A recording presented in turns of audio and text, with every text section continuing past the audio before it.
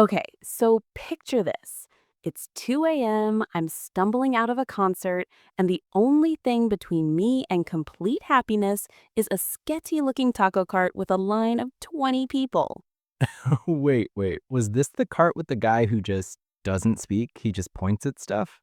Yes, and somehow makes the best al pastor you've ever tasted in your life. Like, this man is a culinary genius who has chosen silence. That is absolutely a street food vendor. Welcome, everyone, to another episode where Nora and I prove we have zero self control around food carts. I'm Nora. And I'm Kamal. And today we're diving deep into the beautiful, chaotic, slightly dangerous world of street food. And more importantly, how to actually talk about it without sounding like a pretentious food blogger. The umami notes dance delicately across the palate. Stop! See, this is exactly what we're not doing today. But here's the thing, street food deserves good conversation. It's culture, it's history, it's someone's grandmother's recipe being served out of a cart at a train station. So, whether you're trying to convince your friend to try that weird thing on a stick, writing about your travels, or just want to sound less awkward when the vendor asks, "How is it?" we've got you. All right, let's start with why street food stories are so compelling. Nora, what's the best street food story you've ever heard? Oh, hands down. My uncle told me about this dumpling vendor in Shanghai who's been at the same corner for 47 years. Same spot, same recipe. And apparently, there's this unspoken rule that if you're having a bad day, you sit at his cart and he just knows. Doesn't say anything, just gives you an extra dumpling. Okay, that just gave me chills. Right? And that's the thing. Street food isn't just about the food. It's about the people, the moment, the place. When you talk about street food, you're really talking about a whole experience. Exactly. Like, I could tell you I ate a banh mi in Vietnam, or I could tell you about the 70-year-old woman who made it, who's been perfecting her pate recipe since before the war, who somehow remembered my face when I came back 3 days later. See, that's a story. You just transported me there. So, when you're talking about street food, context is everything. Don't just describe the food, describe the world around it. The sounds, the smells. The complete chaos of trying to eat noodles while standing because there's nowhere to sit. The panic when you realize there's no napkins and you're wearing a white shirt. Oh, God, the napkin situation is real. Actually, can we talk about that for a second? Because I swear, every amazing street food experience comes with at least one near disaster. Oh, always. Last month I was in Mexico City, right? Found this incredible quesadilla stand, like the cheese was stretching for days. Ooh, the cheese pull is crucial. Essential. But I'm so focused on getting the perfect bite that I don't notice the salsa verde is literally dripping down my arm until a stranger taps me on the shoulder and just hands me a napkin with the most pitying look. That's amazing, though, because that's the real story. Not just, I had a quesadilla, but the whole messy human moment. Exactly. And I think that's what people get wrong when they talk about street food. They focus so much on making it sound sophisticated that they lose the actual experience. Yes, like I love reading food blogs, but sometimes I'm like, did you actually enjoy this or were you just taking notes for content? So true. Okay, let's talk about the actual language though, because I think people get intimidated, right? Like, how do you describe food without sounding ridiculous? Or without just saying it's good 17 times. Guilty. I literally told my sister a street taco was good 4 times in one sentence last week. See, here's my trick. I focus on texture because that's usually what makes street food special. Like a really good empanada isn't just about the filling, it's about that moment when you bite through the crust and it's both flaky and slightly chewy at the same time. Yes, or like really good fried chicken where the coating has that almost glass-like crunch. Stop. I'm getting hungry. But yeah, texture is something everyone can relate to. You don't need fancy vocabulary. I use comparisons a lot, not fancy ones, just honest ones. Like instead of saying the bread was crispy, I'll say the bread shattered when I bit into it, like thin ice. Ooh, I like that. Sensory but relatable.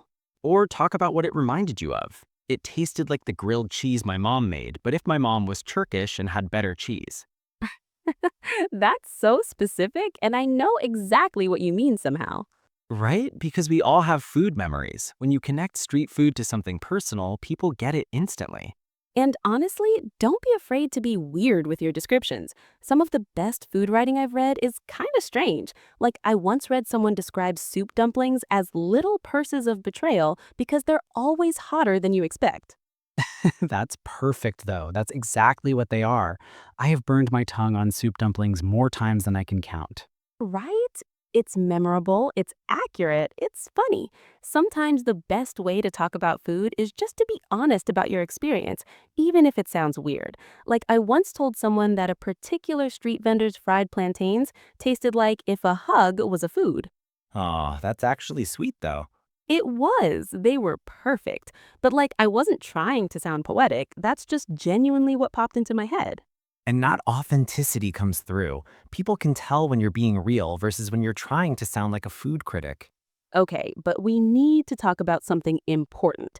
How to discuss street food from cultures that aren't your own without being. A disaster? Yeah, basically. Because street food is often deeply cultural, and the last thing you want is to be disrespectful or ignorant. This is so important. First rule, never call something weird. I don't care if it's deep fried crickets or fermented fish. It's not weird, it's just unfamiliar to you. Yes, say unfamiliar or new to me, because weird is judgmental. It's saying my normal is the standard and this is abnormal, which is just not it. Exactly. And if you don't like something, that's fine. You can say it wasn't for me or I couldn't get past the texture. That's honest without being insulting. Right, because sometimes you genuinely don't like something, and that's okay. But there's a difference between this isn't to my taste and this is gross. Huge difference. I also think it's important to acknowledge when you don't know something. Like if I'm eating street food in Morocco and I don't know what's in it, I'll say, I'm not sure of all the spices, but there's definitely cumin and something sweet, maybe cinnamon. That's so much better than pretending you're an expert or making stuff up. Right. And ask questions. Street food vendors usually love talking about their food. Some of my best conversations have happened at food carts. Like this one vendor in Bangkok taught me the entire history of pad thai while making my order. That's amazing. Although, read the room. If it's slammed and there's a huge line, maybe don't ask for the family history right then. Hair point. Timing matters. But if it's slower and the vendor seems open to it, those conversations are gold. Here's another thing, give credit where it's due. If you're writing about or recommending street food, mention the vendor's name if you know it. Mention the neighborhood, the intersection, whatever details you have. Absolutely. These aren't just random carts. They're businesses, they're legacies, they're someone's livelihood. I hate when people are like, I found this amazing taco place, and they can't even tell you where it was. The worst. Like you just discovered someone's livelihood and can't be bothered to remember the location.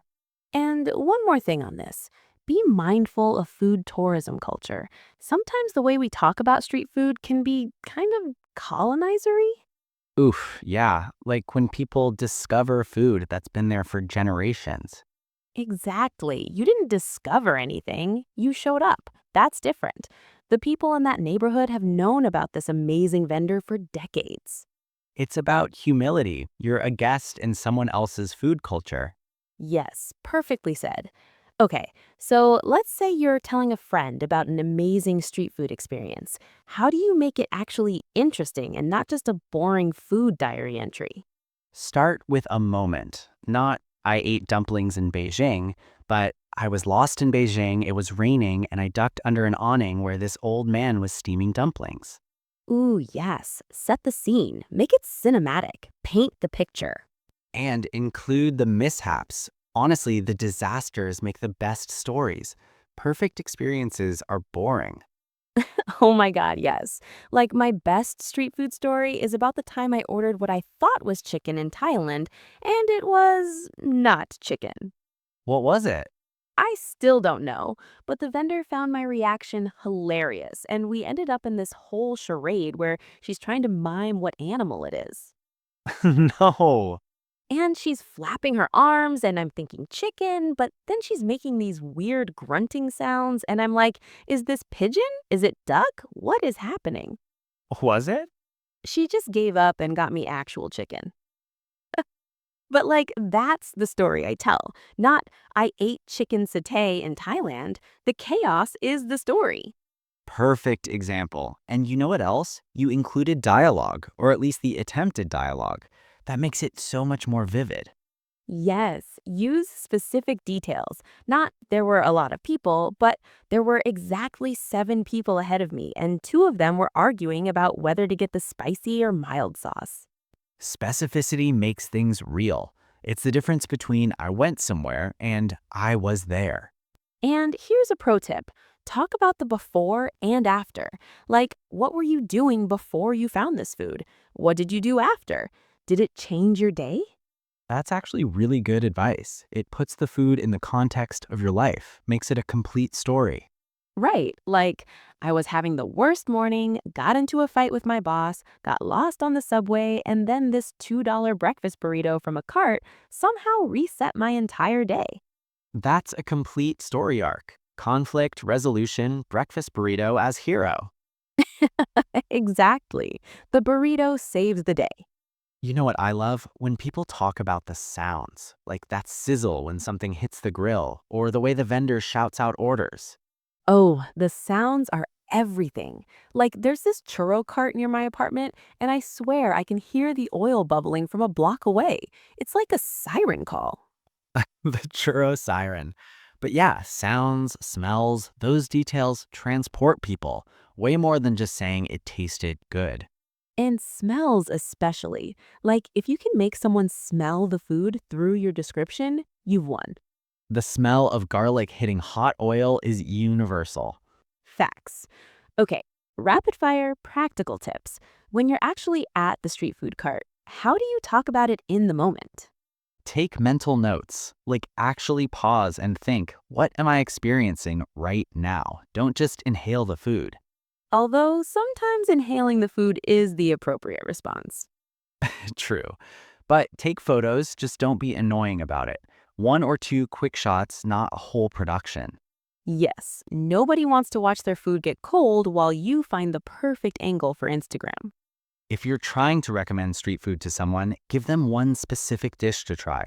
Don't overwhelm them with everything's good.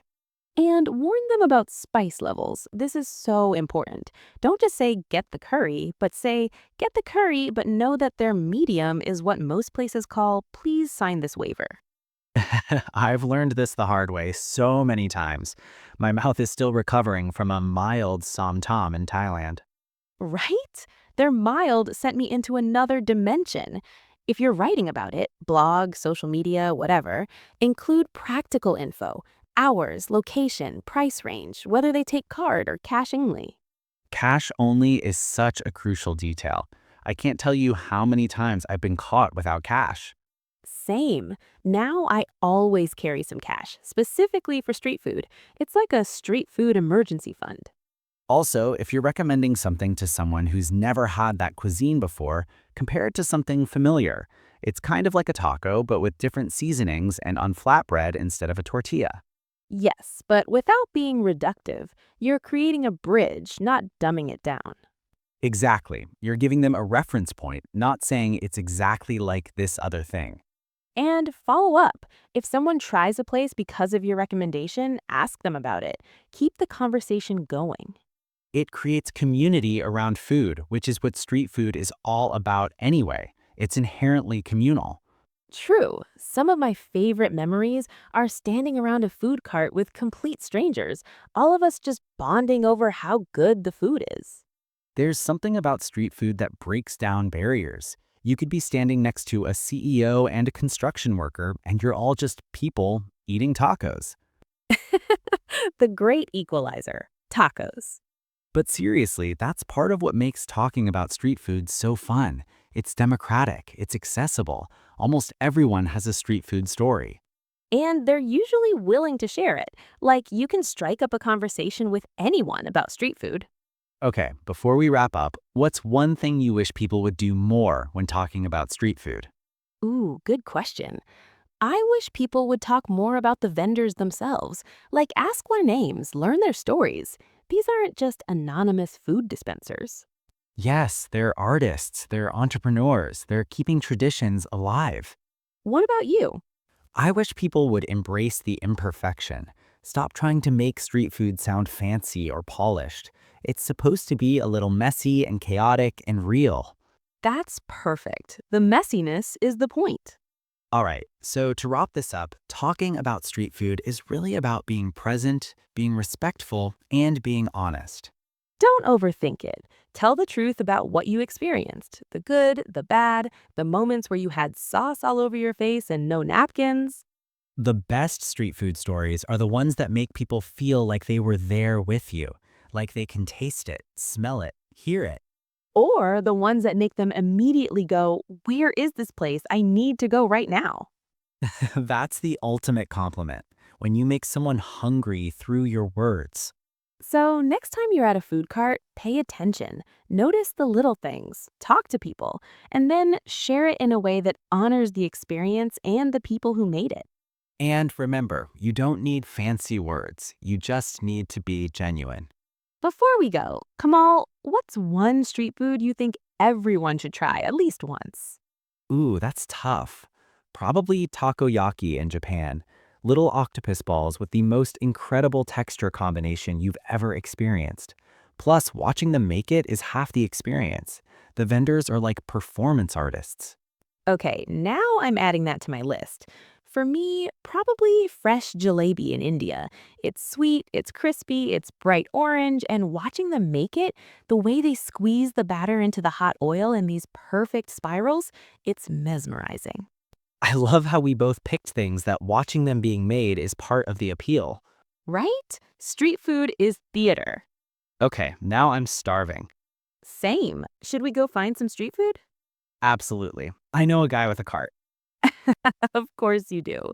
Thanks for listening, everyone. Go forth and eat adventurously. And tell us your best street food stories. We're on all the socials. We want to hear about your disasters, your discoveries, all of it. Seriously, DM us. We read everything, and we're always looking for new carts to try. Until next time. Happy eating!